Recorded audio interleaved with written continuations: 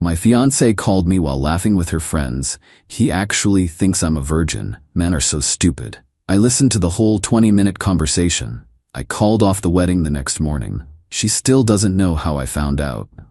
I, 28 male, was supposed to get married last month. T-word, supposed to. 3 weeks before the wedding, I was at work when my phone buzzed. Rachel calling. I almost declined. She knew I had back-to-back meetings that afternoon. But something made me pick up. Hello, Rach? Silence. Then muffled sounds, laughter, the distinct clink of wine glasses. She must have meant to call Megan. My name and hers right next to hers. She probably hit my name, threw the phone in her purse and thought she was talking to her friend on her AirPods. An accidental call.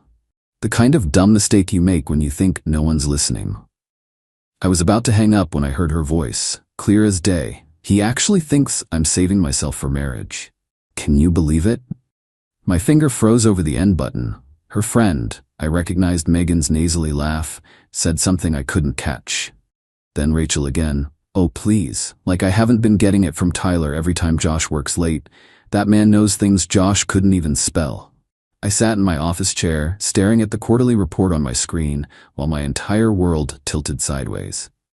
20 minutes. That's how long I listened. 20 minutes of my fiancée and her friends dissecting our relationship like a frog in biology class. The virgin thing? Just the appetizer. Apparently, I was sweet but boring in every way that matters. My proposal at her favorite restaurant was so predictable she had to fake cry. She was marrying me because, and I quote, Josh is the guy you marry, Tyler is the guy you But here's the kicker, the part that made me set down my phone and stare at the wall for a solid 5 minutes. After we're married, I'll wait like 6 months before getting pregnant. Don't want him getting suspicious. Tyler's eyes would look so good on a baby. I ended the call, went back to my meeting, presented the quarterly projections like I hadn't just heard my fiancé planning to pass off another man's baby as mine. That night, she came home all smiles, kissed me on the cheek, asked about my day. I watched her face searching for cracks in the mask. Nothing. Oscar-worthy performance. Wedding stress getting to you, babe. She rubbed my shoulders. You seem tense. Just work stuff. She spent the rest of the evening showing me Pinterest boards for centerpieces. I nodded at appropriate intervals, thinking about those 20 minutes. About Tyler. About the baby that would never be mine. I didn't sleep that night, or the next. By day 3, she noticed. Are you getting cold feet? She asked over breakfast, her voice pitched just right between concern and hurt. You can tell me anything. You know that. I looked at her. Really looked. The woman I'd loved for 4 years. The woman I'd bought a ring for after she spent 6 months dropping hints about her dream proposal. The woman who cried at animal shelter commercials and made me soup when I was sick. The woman who was screwing someone named Tyler. I'm fine, I said. Just want everything to be perfect for you.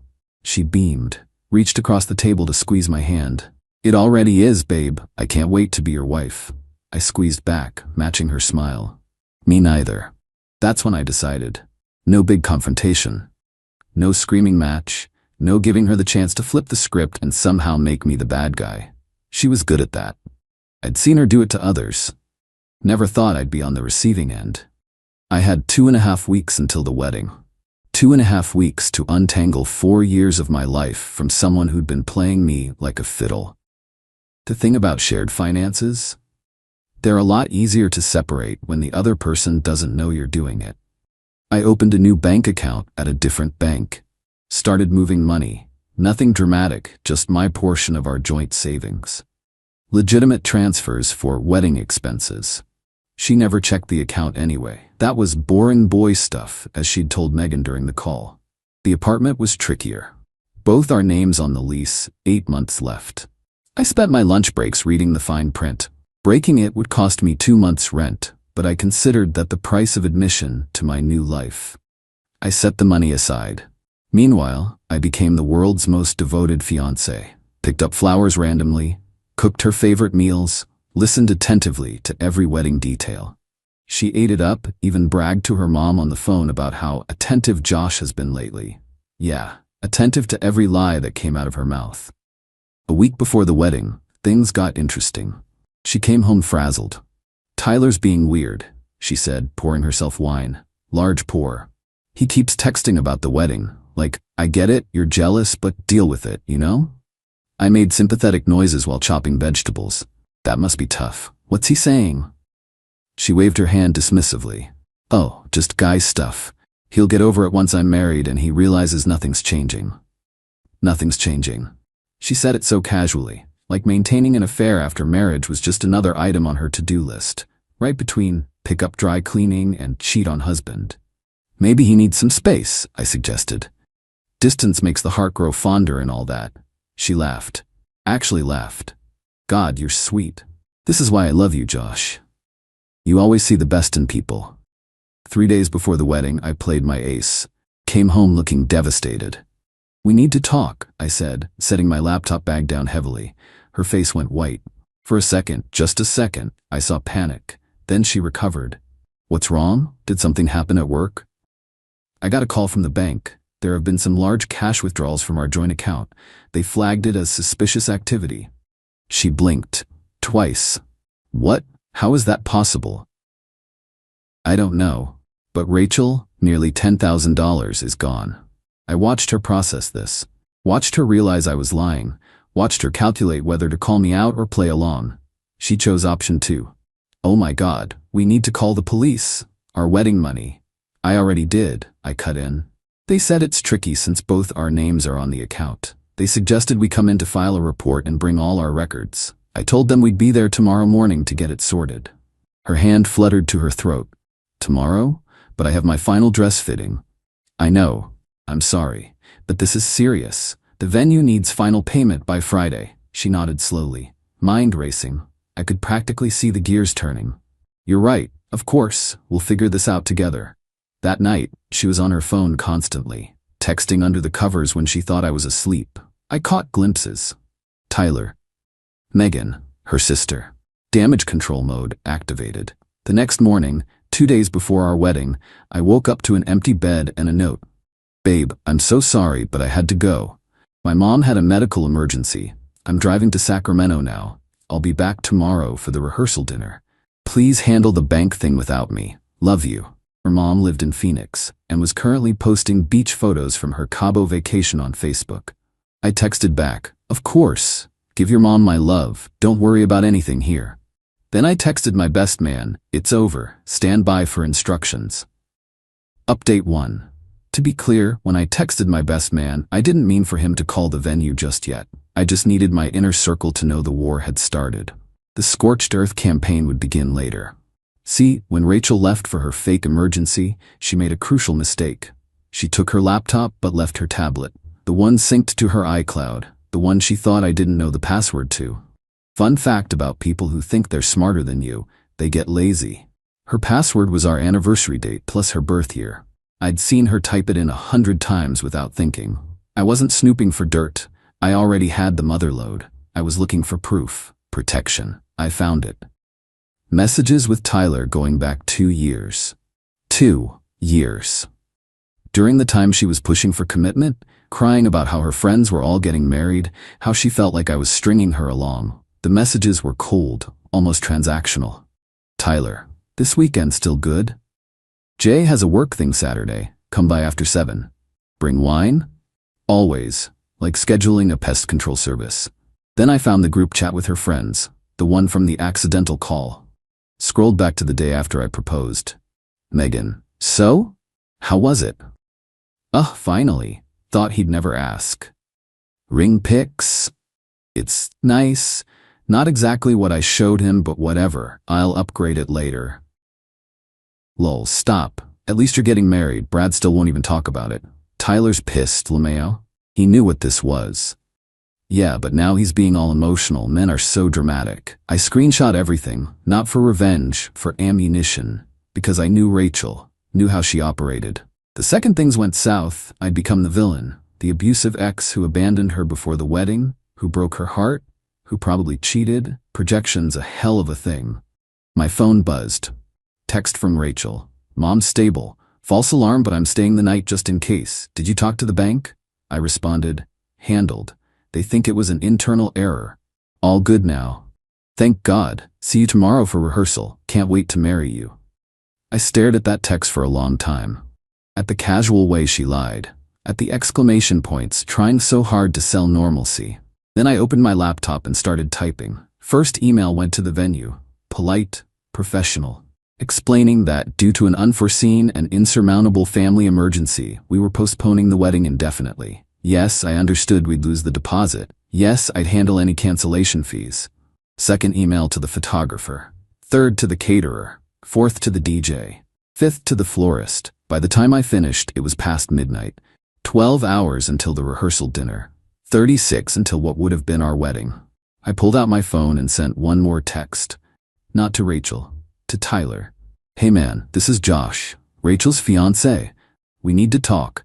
Tomorrow, 10 a.m., Starbucks on 5th Street. It's important. Then I turned off my phone and did something I hadn't done in weeks. I slept like a baby. The next morning, I woke to natural light streaming through the bedroom window. No alarm, no anxiety, just clarity. I made coffee, showered, put on jeans and a t-shirt instead of the suit hanging in the closet. Then I drove to Starbucks. Tyler was already there.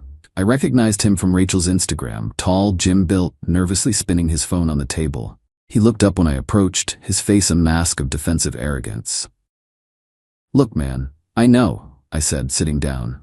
About you and Rachel, I know everything. He went pale, started to stand. I held up a hand. Relax, I'm not here to fight. I'm here to compare notes. Compare? What? I pulled out my phone, showed him the screenshots from Rachel's tablet. The group chat, his jaw tightened as he read her dismissive comments about him. She told me you knew, he muttered finally, that you guys had an arrangement, that you weren't, interested in women. I laughed, a short, bitter sound. Let me guess, she said I was asexual? Gay? Had some kind of problem? His silence was the only answer I needed. She told you what you wanted to hear, I said. Did she ever show you texts from me confirming it? He nodded slowly. Yeah, she'd show me stuff on her phone, conversations. Let me guess, she'd twist my words, show you a text where I said I'm fine with whatever, and claim it was about her seeing you? His eyes widened slightly. How did you know? Because I'm seeing the pattern now. She's been playing us both. You're the side piece who thought he was the main event. I'm the meal ticket who thought he was loved. Neither of us won here, man. Tyler slumped in his chair. Last week, after you guys went cake tasting, she came over, said she needed to decompress from playing bride. That stunned more than I expected. We'd had fun that day, laughed at the ridiculous prices, argued playfully about chocolate versus vanilla, fed each other samples, all of it a performance. So what are you going to do? Tyler asked. I checked my watch. 2 hours until the rehearsal dinner. Nothing, I said. Absolutely nothing, he frowned. You're still marrying her? No, but she doesn't know that yet. I stood to leave, then paused. Do me a favor. Don't answer her texts today. Don't answer her calls. Let her sweat a little. Why would I do you any favors? He shot back, a flash of anger in his eyes. Because in about 4 hours, she's going to show up to a rehearsal dinner that doesn't exist for a wedding that's not happening. She's going to realize her fiancé has gone radio silent, and when she frantically calls her backup plan for comfort and you don't answer either, that's going to be a very interesting meltdown. You really want to be on the receiving end of that? A slow, cold smile spread across his face. You're kind of an evil bastard. I respect that. I shrugged. I learned from the best. Update 2, the final act. The rehearsal dinner was supposed to start at 6 p.m. at Rosetti's downtown. Rachel texted me at 4:30. Just left Mom's, can't wait to see you. See you. Should I meet you at the restaurant? I responded, actually, can you swing by the apartment first? Need to talk about something. Everything okay? Yeah, just wedding stuff. See you soon. I'd spent the afternoon methodically packing. Not everything, that would be too obvious. Just the important stuff. Documents. Electronics. The watch my grandfather left me. Photos of my family. Things that mattered. The rest? The matched dishware she insisted we needed. The throw pillows that cost more than my car payment. The engagement photos plastered on every wall. All of it could stay. Consider it a severance package for 4 years of method acting. She burst through the door at 5:15, hair perfect, makeup flawless, wearing the dress she'd bought specifically for tonight. Babe, we need to hurry. Everyone's probably all ready. She stopped, looked around, noticed the suitcase by the door. Are you going somewhere? Sit down, Rachel. I pulled out my phone, hit play on the recording. Her own voice filled the apartment. He actually thinks I'm saving myself for marriage. Can you believe it? The color drained from her face so fast I thought she might faint. I let it play. All 20 minutes. Every laugh, every cruel observation, every detail about Tyler and her plan for his baby.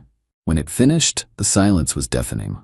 I can explain, she whispered. No need. I've had 3 weeks to process this. 3 weeks of watching you lie to my face every single day. You're very good at it, by the way.